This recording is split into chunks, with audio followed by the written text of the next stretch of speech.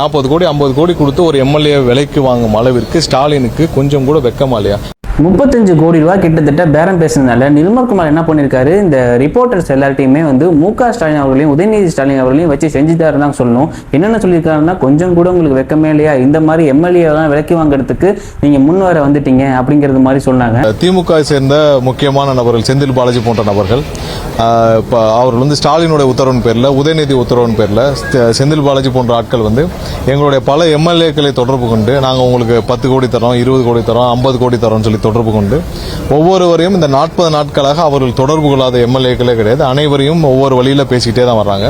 இன்னொன்னு, சட்டசபையில நம்ம உதயநிதி வந்து நீங்க குதிரை பேரம் பேசிட்டீங்க அப்படின்னு முதல் நாள் சொன்னாரு பாத்தீங்களா, அதெல்லாம் போட்டு காட்டி நீங்க வைரல் பண்ணிட்டு இருக்காங்க. அப்ப சொன்னீங்களே, இப்ப நீங்க என்ன பண்ணிட்டு இருக்கீங்க அப்படிங்கிறது மாதிரி கேட்க ஆரம்பிச்சிட்டாங்க. இன்ஸ்டா மார்ட்ல பொருட்களை வாங்குற மாதிரி இன்ஸ்டன்டா எம்எல்ஏக்களை வாங்கிட்டு இருக்கீங்க. அந்த அளவுக்கு குதிரை பேரம் தொடர்ந்து நடந்துட்டு இருக்கு. தாவேக எம்எல்ஏக்களை விலைக்கு வாங்கும் முயற்சியில் திமுக அதிமுக 2 கட்சிகளும் ஈடுபட்டு கொண்டிருக்கிறது என்பது உங்களுக்கு தெரியுமா?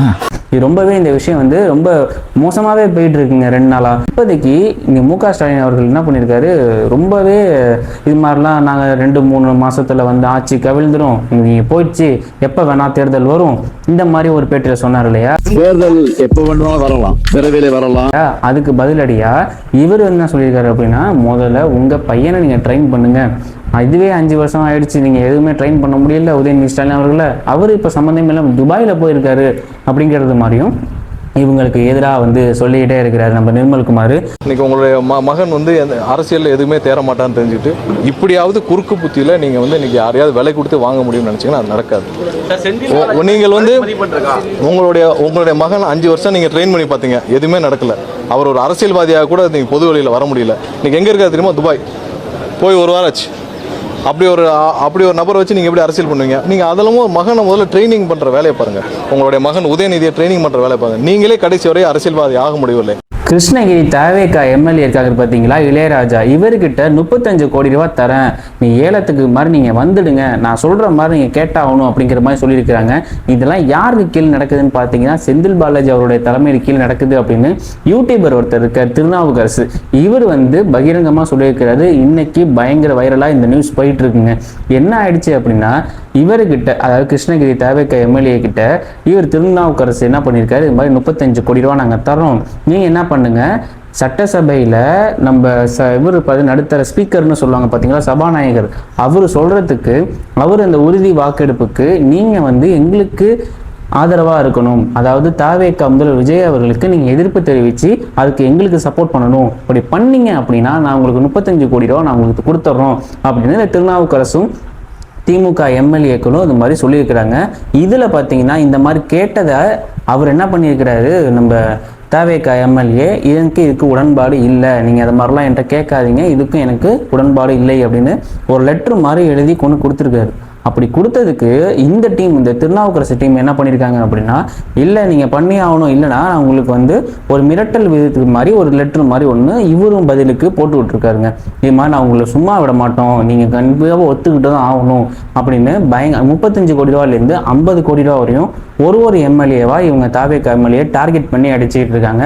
இது ஒரு மோசமான விஷயம்தான். இருந்தும் இன்னைக்கு என்ன இருக்கு அப்படின்னா, கிட்டத்தட்ட 5லேருந்து 8 பேர் வரையும் கைது பண்ணிட்டாங்க திமுகவுடைய. இந்த மாதிரி யாரெல்லாம் சப்போஸ்டா இருக்காங்க அப்படிங்கிறது ரொம்ப கைது பண்ணி வச்சிருக்காங்க. இந்த கைது பண்ணி கேட்கும்போது இதுக்கெல்லாம் முழு காரணம் யாரு அப்படின்னு கேட்டிங்கன்னா, செந்தில் பாலாஜி அவர்களை தான் எல்லாரும் காட்டுறாங்க. செந்தில் பாலாஜியும் அவருடைய சகோதரர் அசோக்குமார், இவங்க 2 பேரும் தான் இதுக்கு காரணம். இவங்க 2 பேரும் தான் வந்து சொல்லி நாங்கள் இந்த மாதிரி கேட்டோம் செஞ்சோம் அப்படிங்கிற மாதிரி இந்த நிர்வாகிகள் எல்லாருமே வாக்குமூலம் கொடுத்துருக்காங்க. இப்போதைக்கு போலீஸ் வந்து யாரை தேடுது அப்படின்னா, செந்தில் பாலாஜி அவர்களையும் அசோக்குமார் அவருடைய சகோதரர் இருக்காரு பார்த்தீங்களா, இவங்க 2 பேரையும் போட்டு தேடிட்டு இருக்காங்க. ஸோ இந்த மாதிரி சிஎம் விஜயோடைய தலைமையில் இந்த மாதிரி நடந்துட்டு இருக்கிற ஒரு ஆட்சியில் வந்து ஒரு எம்எல்ஏவும் டார்கெட் பண்ணி செந்தில் பாலாஜி அசோக்குமார்லேருந்து இன்னைக்கு 7-8 பேர் கைதும் ஆயிட்டாங்க. இருந்தும் இந்த ஒரு நியூஸ் வந்து தாவேகாவுக்கு ரொம்ப சாதகமாகவே அமைஞ்சிருச்சு. இவங்க வந்து ஒன்று கவிழ்க்கணும்னு நினைக்கிற சதி பூராவே அவங்களுக்கு ப்ளஸ் பாயிண்ட்டாகவே ஆகிட்டு இருக்கு. நார்மலாக விட்டாலே போதுங்க, இவங்க என்ன பண்ணுறாங்க, போட்டு ப்ரெஷர் பண்ணி ஏதாவது ஒரு எம்எல்ஏவுக்கு பணம் தரேன், நீங்கள் இது இப்படி தரேன் அப்படி தரேன்ட்டு சொல்லி ஒரு எம்எல்ஏவை வலைக்கு கொண்டு வரணுன்னு பார்க்க இவங்க தான் சிக்கி மறுபடியும் விழுந்துட்டு இருக்காங்க.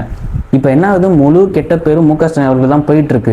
முன்னாடி நடந்ததெல்லாம் வேற, இப்போ நடக்கிறதெல்லாம் வேற. அது தெரியாம இவங்க தேவையில்லாத விஷயங்கள் பண்ணதுனால தான் இந்த சதி நடந்துட்டு இருக்கு அப்படிங்கிறத நான் சொல்ல வரேன். ஸோ ரொம்பவே மோசமா போயிட்டு இருக்குங்க இப்போதைக்கு அரசியல் வந்து சூழ்ச்சிகள். என்ன அப்படின்னா இன்னுமே இந்த திமுக காரங்க இந்த மாதிரி ஒரு விஷயங்களும் பண்ண இது அட்வான்டேஜாக தான் ஆகிட்டு இருக்கு. நீங்க என்ன நினைக்கிறீங்க அப்படிங்கிறத கமெண்ட்ஸில் சொல்லுங்க. இன்னொரு நல்ல வீடியோட சந்திப்போம். Thank you all.